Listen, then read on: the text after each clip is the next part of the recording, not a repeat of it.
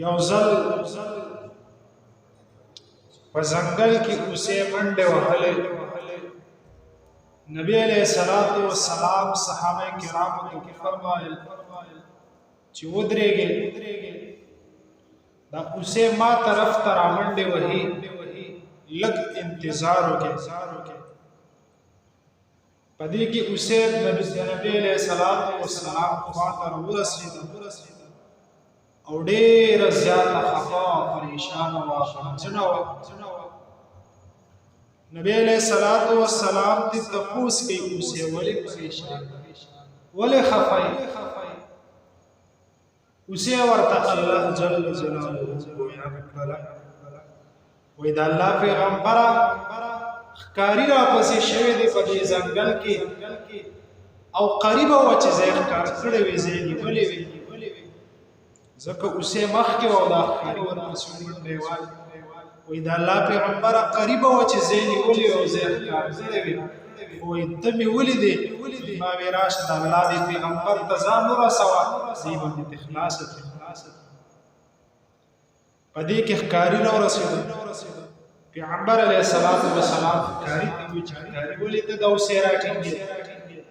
دا ښکاري چې نو دا یهودي و. ښکاري ورته وایي چې دا خو زما ښکار دی او دا خو الله تعالی زموږ دپاره مقرر کړی، دا خو ښکار دی. پیغمبر علیه السلام اوسې نه تپوس کوي ته ولې د دې ښکاري نه منډې وې؟ ته خو ښکارې، ته الله جل جلاله د خپلو بندګانو دپاره حلاله کړې، ولې منډې وهې؟ اوسې ورته وایي د الله پیغمبره ټیک ده، خو په دې فلاني غر کې زما دوه بچي دي او هغې سره ما دا وعده کړې ده، زما په سینو کې پی ختم شوي، ځنګل ته زه خوراک کوم چې په سینو کې پی راشي، بچو هم تاسو ته به راځم او تاسو ته به پی ورکوم، بچي مې نه هر پرېښي دي، د هغې نه مې وعده اخیستې. د الله پیغمبره دومره مې ته خلاصه کړه چې لاړ شم خپلو بچو ته پی ورکړم، واپس راځم. د الله پیغمبر ورته فرمایي اوسې که رانغې نو بیا، که واپس رانغې بیا.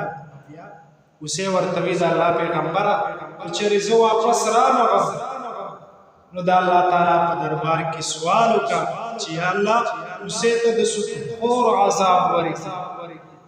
سود ګورې دومره بدترینه ګناه ده. انشاءالله که موقع وه په راروانه جمعه باندې به د سود چې کوم اقسام دی او د هغې تفصیل به درته بیان کړم. نو اوسې وې که چېرې زه واپس رانغلمه نو د الله تعالی په دربار کې سوال وکړه چې یا الله اوسې ته د سودخور عذاب ورکړي. د الله تعالی نه زما دپاره د سودخور عذاب وغواړه، یعنې کوم عذاب چې الله جل جلاله د سودخور دپاره تیار کړی دی هغه ته زما وکړه. پیغمبر علیه السلام ښکاري ته وایي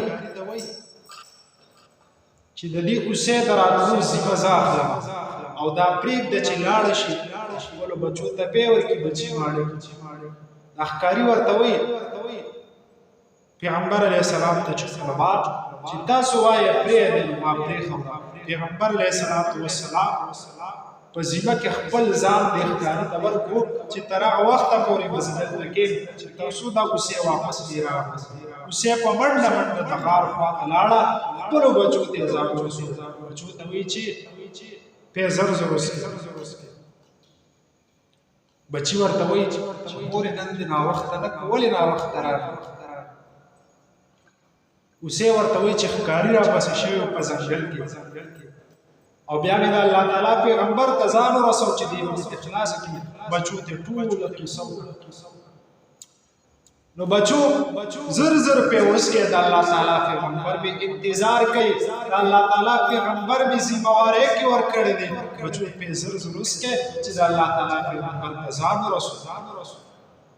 بچي ورته څه وایي مورې ستا پې دې په موږ باندې حرام وي، موږ دې د لوږې نه مړه شو، خو لاړه شه د الله تعالی پیغمبر ته ځان ورسو چې د الله تعالی پیغمبر انتظار ونه کړي او هغه د ذمهدارۍ نه خلاص شي.